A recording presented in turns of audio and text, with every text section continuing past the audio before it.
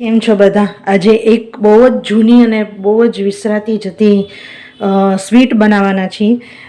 શ્રાવણમાં મહિનામાં આ સ્પેશિયલ બનતી હોય છે અને એની એક પાછળ પૌરાણિક કથા પણ છે. આજે આપણે બનાવવાના છીએ શ્રાવણના મહિનામાં બનતી અનરસે. તો અનરસે ઘણાએ કદાચ સાંભળ્યું નહીં હોય તો આ રેસીપી ચોક્કસ જોજો. અને શ્રાવણના મહિનામાં આ સ્પેશિયલ બનાવવામાં આવતી હોય છે. યુપી બિહારમાં તો બનાવવામાં આવે જ છે સ્પેશિયલ શ્રાવણ મહિનામાં, પણ મહારાષ્ટ્રમાં એને દિવાળી ટાઈમે બનાવવામાં આવે છે. હવે એની પાછળની પૌરાણિક કથા એ છે કે મા પાર્વતી એ તીજમાં આપણે શંકર ભગવાનને માટે આ અનરસે બનાવેલું હતું. એટલે કેટલીક પૌરાણિક રેસીપી છે. તો એના માટે જે ટ્રેડિશનલ હતું એમાં ચોખાને 2 દિવસ પલાળી અને એના પછી એને એકદમ વાટવામાં આવતું અને એમાં ફર્મેન્ટેશન કરવાનું હતું. આજે આપણે ઇન્સ્ટન્ટ અનરસે બનાવશું. તો એના માટે લીધો છે આપણે 1 કપ ચોખાનો લોટ. તો 1 કપ ચોખાનો લોટ લીધો છે. હવે આપણે આગળ રેસીપી ચાલુ કરીએ. હવે જે કટોરીથી જે વાટકાથી તમે માપ લીધું હોય તો એ જ વાટકી આપણે પાણી લેવાનું છે. તો 1 કપ ચોખાનો લોટ લીધો તો એ જ કપથી માપીને આપણે પાણી લેવાનું છે. તો આપણે ઇન્સ્ટન્ટ બનાવીએ છીએ તો એ જ ફ્લેવર અને એ જ મેથડથી આપણે ઓમ બનાવશું, પણ ખાલી આપણે જે 2 દિવસ પલાળવાનું જે મેથડ છે એ આપણે એક ચેન્જ કરી દઈશું.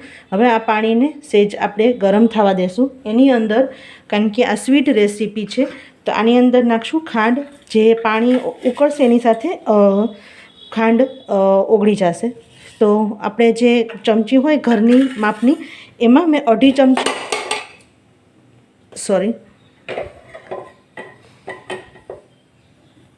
એ જ માપથી આપણે 1/2 ચમચી ખાંડ નાખી છે. એટલે ખાંડ આપણે પાણી ઉકળવા દેવાનું છે. ખાંડ એની સાથે ઓગળી જશે. તો જેટલું થોડુંક પાણી આપણે સાઈડમાં નીકળી ગયું હતું એટલું આપણે નાખી દીધું છે.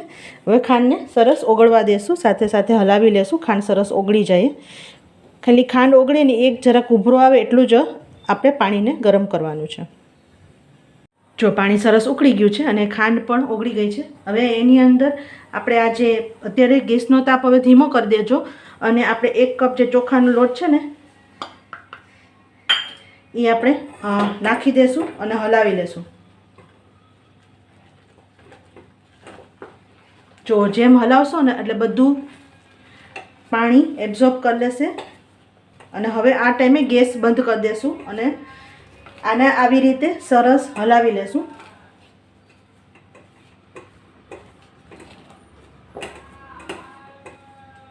જો સરસ હલાવી લીધું છે. હવે આને ઢાંકીને 5 મિનિટ હીટમાં આ ચોખાના લોટને એમને રહેવા દેશું, જેથી સરસ સોફ્ટ થઈ જાય અને થોડુંક કૂક પણ થઈ જાય ચોખાનો લોટ. હવે 5 મિનિટ થઈ ગઈ છે અને આને કમ્પ્લીટ બહુ ઠંડુ નથી થવા દેવાનું. થોડુંક તમે અડી શકો, તમને સહન થાય એવો લોટ હોવો જોઈએ. કમ્પ્લીટ ઠંડુ થઈ જશે ને તો બહુ ડ્રાય થઈ જશે. તો આપણે એને એક વાસણમાં કે એક કથરોટમાં કાઢી લેશું. હવે આપણે એક વાસણમાં કે કથરોટમાં આપણે આપણું ચોખાનો લોટનું જે કરેલું હતું ને અનરસે માટે એ કાઢી લીધું છે. હવે ટ્રેડિશનલી એમાં ફર્મેન્ટેશન આપણે કરીને અનરસે બનાવતા હતા, પણ આપણે આજે ઇન્સ્ટન્ટ બનાવીએ છીએ, પણ આપણે ફ્લેવર એ જ જોઈએ છે. તો એના માટે 1 ચમચી આપણે દહીં નાખશું, જેના હિસાબે ઓલું ફર્મેન્ટેશન જેવું થોડુંક ટેસ્ટ સરસ આવે. સાથે થોડુંક અંદરથી સ્મૂધ અને ચીકણું રહે એના માટે ઘી 2 ચમચી અંદર આપણે નાખીએ છીએ. તો આ પીગળેલું ઘી છે. જો તમે થીનું ઘી નાખતા હોય તો 1 ચમચી નાખું. અને સાથે તાજી એકદમ ખાંડીને તૈયાર કરેલો એલચીનો ભૂકો. હવે આને સરસ બધું મિક્સ કરી અને એક ડો જેવું તૈયાર કરવાનું છે. અત્યારે થોડુંક ગરમ છે, પણ તમે અડી શકો તો એ પ્રમાણે કરવું. જો ન અડી શકો તો પાણીનો એક વાટકો લેવાનો અને પાણી અંદર નાખવાનું નથી, ખાલી આવી રીતે હાથ પાણીમાં બોળી અને તમે લોટને સરસ મસળજો. જો પાણી અંદર નાખશો ને તો આપણું અનરસે સરસ નહીં થાય, ઢીલું થઈ જશે આ લોટ. હવે આને સરસ આવી રીતે મસળવાનું છે. મસળશો એટલે અંદર ચીકણું જેવું થોડુંક દહીં અને ઘીના હિસાબે થશે અને અંદરથી સોફ્ટ અને ઉપરથી ક્રિસ્પી એવું સરસ જે પરફેક્ટ જે પૌરાણિક કથામાં આપણે છે અનસે જે શ્રાવણ મહિનામાં એનો મહિમા છે એ આપણે ઘરે તમારા ઘરે પણ બનાવી શકશો. એના માટે આ પરફેક્ટ રેસીપી જેમ મેં કીધું છે એમ કરશો તો ટ્રસ્ટ મી બહુ જ સરસ બનશે. બીજી કઈ કઈ વાનગી તમારા ઘરે બને છે અને તમે શીખવા માંગતા હોય તો પ્લીઝ મને કોમેન્ટ બોક્સમાં જણાવજો. શ્રાવણ મહિનામાં એવી કઈ રેસીપી છે જે તમે શીખવા માંગતા હોય એ. જો આવી રીતે સરસ મિક્સ કરવાનું છે અને સરસ પૂણવવાનું છે, એક ડો જેવું ન થઈ જાય ત્યાં સુધી. સરસ એક ડો જેવું થઈ ગયું છે. મેં બિહાર યુપીમાં તો છે ને આવી રીતે એની નાની નાની ગોળીઓ બનાવે છે શ્રાવણમાં મહિનામાં, ઇવન તીજમાં પણ.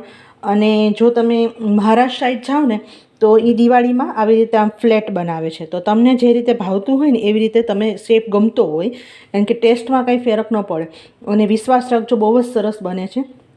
આવી રીતે નાની મોટી તમને જેવી ગમતી હોય ને એવી ગોળી વાળવાની. આવી રીતે હું અત્યારે ગોળ શેપમાં આવે અનરસે તૈયાર કરું છું. આપણે અનરસે સરસ વાળી લીધા છે અને આમાં સ્વીટનેસ છે ને તમારી રીતે તમે વધારે ઓછી કરી શકો, પણ મીડિયમ સ્વીટ હશે તો સરસ ભાવશે. હવે ટ્રેડિશનલી અનરસેમાં જે તલ હોય ને એના ઉપર રગદોળવામાં આવે છે. એની જગ્યાએ તમે ખસખસ પણ વાપરી શકો. સાથે સાઈડમાં મેં તેલ ફ્રાય કરવા માટે રાખી દીધું છે, તો મીડિયમ હીટ ઉપર તેલ ફ્રાય કરવા માટે રાખી દેવાનું. હવે આવી રીતે આને આવી રીતે તલ ઉપર આવી રીતે રગદોળવાનું છે. સરસ બધી જગ્યાએ તલ આવી જાય એવી રીતે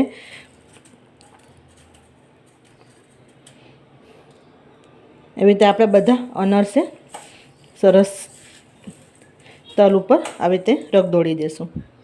જો અહીંયા તેલ ફ્રાય કરવા માટે રાખી દીધું છે અને આપણે અનરસે ને એક વખત તેલ બહુ હાઈ હીટ ઉપર નહીં પણ એક વખત મીડિયમ હીટ ઉપર થઈ જાય તેલ, આકરું તેલ નથી કરવાનું. એટલે પછી મીડિયમ હીટ ઉપર એને તળવાનું છે, કારણ કે જો ફાસ્ટ ગેસે તળશો તરત લાલ થઈ જશે ઉપરથી અને અંદરથી કૂક નહીં થાય.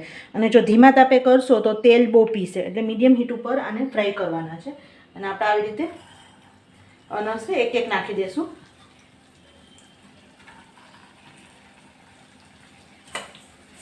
આવી રીતે તલમાં રગદોળતા જઈશું અને એક એક નાખતા જઈશું. અને શરૂઆતમાં બહુ હલાવવાનું નથી. એક બેચમાં જેટલા આવે એટલા નાખવાના.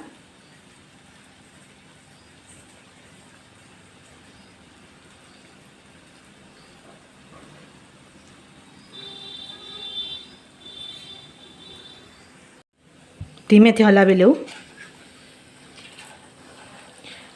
અને થોડાક તલ તો બહાર આપણે ઉપર જે ચિપકાવેલા છે ને નીકળશે, તો ચિંતા નહીં કરતા. અને સરસ એને મીડિયમ હીટ ઉપર ફ્રાય કરવાનું અને સરસ ઉપર ગોલ્ડન કલર આવી જાય ત્યાં સુધી ફ્રાય કરશું. જો આપણા બધા અનરસે સરસ ફ્રાય કરીને રેડી કરી લીધા છે. અને ગરમ ગરમ થોડુંક ન ખાવાની ટ્રાય કરી, સેજ નવસેકું થાય ત્યાં સુધી. અને જો ક્યાંયથી ફાટ્યા નથી, ઇવન એક સરખા કૂક થયા છે, તો આપણે સર્વ કરી લઈએ. તો આપણા પૌરાણિક કથામાં પણ જેનો ઉલ્લેખ થયેલો છે એવો અનરસે જે માતા પાર્વતીએ શિવ ભગવાન માટે બનાવેલો એ સ્પેશિયલ શ્રાવણ મહિનામાં બનતું અનરસે એક વખત જરૂર ટ્રાય કરજો અને વિશ્વાસ રાખજો બહુ જ સરસ બને છે. આ મેથડથી બનાવશો તો તમારા અનરસે બિલકુલ ખરાબ નહીં થાય, ફાટશે નહીં. એકદમ પરફેક્ટ મેઝરમેન્ટ મેં સાથે બતાવેલા છે. તો તૈયાર છે આપણા અનરસે. ગમ્યું હોય તો ચોક્કસ લાઇક, શેર અને સબસ્ક્રાઈબ કરી દેજો અને સાથે બેલ આઇકન પર દબાવી દેજો, જેથી આવનારી હરેક વિડીયોનું નોટિફિકેશન તમને મળતી રહે અને તમે આરામથી બધા વિડીયો જોઈ શકો. આવજો.